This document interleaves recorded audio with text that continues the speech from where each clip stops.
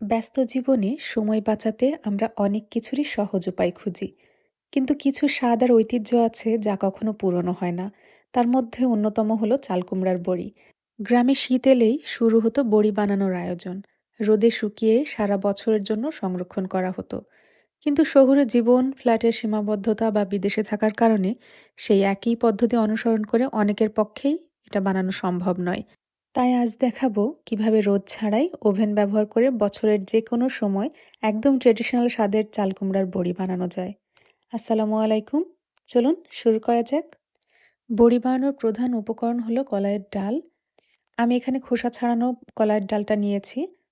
যারা দেশের বাইরে আছেন তারা খুব সহজে যে কোনো সুপার শপের ওয়ার্ল্ড ফুড সেকশন থেকে উড়িদ বা উড়াদ ডাল নামে এই ডালটি পেয়ে যাবেন। ইন্ডিয়ান বা বাঙালি গ্রোসারি শপেও কিন্তু খুব সহজেই আপনারা পেয়ে যাবেন। জায়গা ভেদে এটিকে বিউলির ডালও বলা হয়। প্রথমে আমি এখানে 2 কাপ কলাইয়ের ডাল নিয়ে নিয়েছি। ডাল দেখে পরিষ্কার মনে হলেও এখানে কিন্তু পাউডারের মতো অনেকটা স্টার্চ এর সঙ্গে থাকে, তাই অবশ্যই ভালোভাবে ধুয়ে নেওয়াটা জরুরি। এখানে দেখুন পানি থেকে কিন্তু যথেষ্ট পরিমাণে স্টার্চ বের হয়েছে এবং পানিটা সাদা হয়ে এসেছে।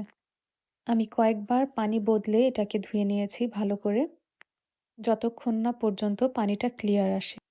এই যে দেখুন, আমার কিন্তু এখন পানিটা পুরোপুরি ক্লিয়ার দেখাচ্ছে এবং কোনো ঘোলা ভাব নেই পানিতে।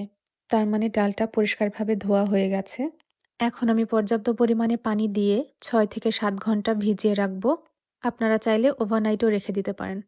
ফিরে আসলাম পরের দিন সকালে। সকালে উপরে এমন ফেনা বা বুদবুদের মতো দেখলে অবশ্যই ভয় পাবেন না। পানি বদলে আবারও বেশ কয়েকবার ভালোভাবে ধুয়ে নিবেন। ডাল ভালোভাবে ভিজেছে কিনা সেটা বোঝার উপায় হলো নখ দিয়ে চাপ দিলে সহজেই কেটে যাবে। এরপর আমি ডালটাকে ব্লেন্ডারে বেটে নিব, যত সম্ভব পানি কম ব্যবহার করে।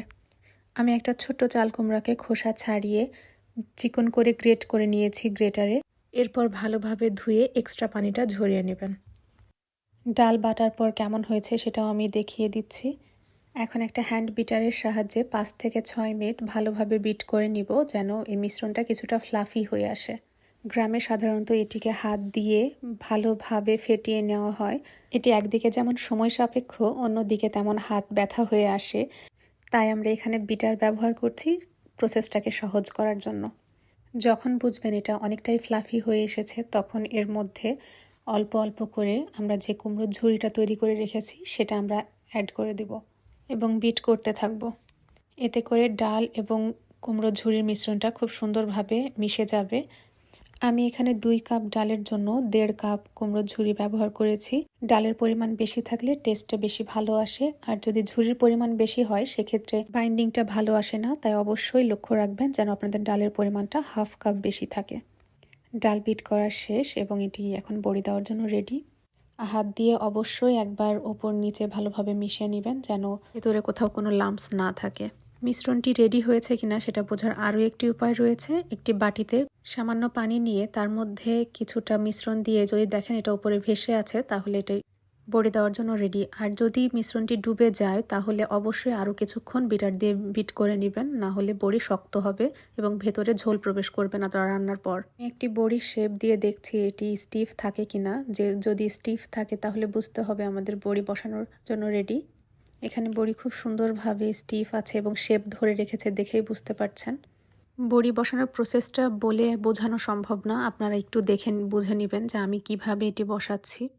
আপনারা আপনাদের ইচ্ছা মতো শেপ দিতে পারেন, তবে আমি যেভাবে করছি সেটি আমি কয়েকবার আপনাদেরকে দেখিয়ে দিচ্ছি আপনাদের বোঝার সুবিধার্থে আমি কিভাবে শেপ দিচ্ছি। আমার হাতের দিকে তাকিয়ে ভালোভাবে লক্ষ্য করলে আশা করি আপনারা বুঝতে পারবেন যে ট্রেডিশনাল শেপটা কিভাবে দেওয়া হয়। আমি যেহেতু এক্সপার্ট নই তাই আমারও শেপ দিতে বেশ অনেকটাই সময় লেগে যায়।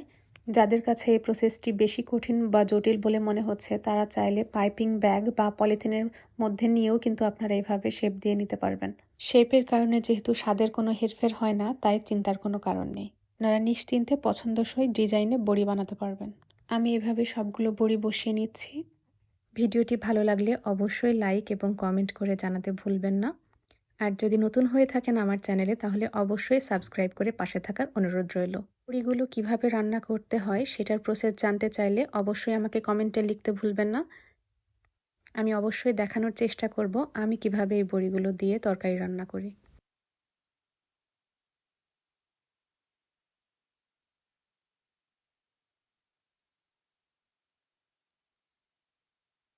আমার যে পরিমাণ মিশ্রণ রেডি হয়েছিল সেখান থেকে আমার 2টা ওভেন ট্রে ফুল বড়ি বসাতে পেরেছি।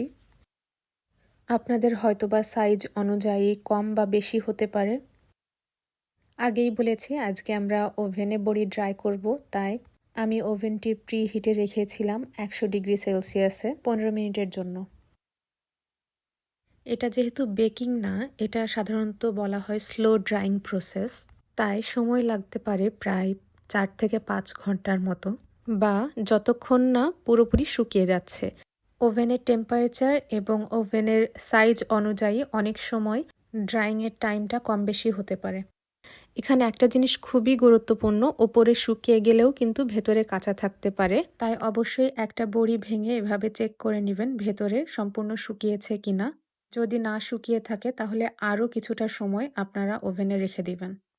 বড়ি ভালোভাবে না শুকানো হলে সেক্ষেত্রে অনেক সময় বড়িতে ছত্রাক লেগে যায়, তখন এটা আর খাওয়ার উপযোগী থাকে না এবং দীর্ঘদিন সংরক্ষণ করা সম্ভব হয় না। আমরা যেহেতু সারা বছর সংরক্ষণ করার কথা বলছি, তাই অবশ্যই মেক শিওর করতে হবে যে আপনার বড়িটা ভেতর থেকে সম্পূর্ণভাবে ড্রাই হয়েছে কিনা। বছর জুড়ে সংরক্ষণ করার জন্য অবশ্যই আপনারা একটা এয়ার টাইট বক্সে বা কন্টেইনারে ভরে এটাকে ফ্রিজে বা রুম টেম্পারেচারে রেখেও সংরক্ষণ করতে পারবেন।